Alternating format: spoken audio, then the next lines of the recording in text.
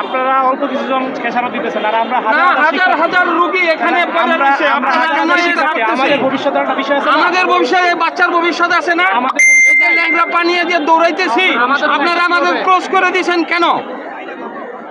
আপনাদের বাচ্চার ভবিষ্যৎ ভাবতেছেন না, আমাদের স্বার্থপরের মতো কথা বলেন।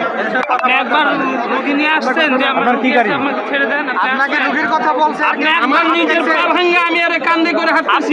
ওনারা যাওয়ার ব্যবস্থা করে বস আপনি আমার একটা কবিতা আবৃত্তি শুনবেন?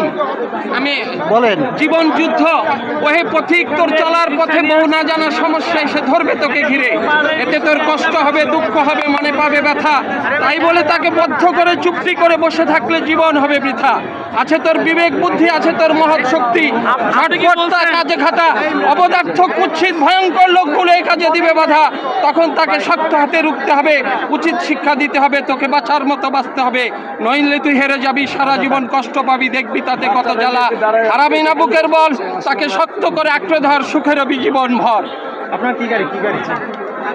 না আমি কবি মানুষ, আমি আরো করা কবিতা আছে, আমি আপনাদের বলতে পারি। না না, আমরা ব্যবস্থা করে দেব। আমি এমনিও প্রতিতা করি নাই, আমরা গাধা করু না। না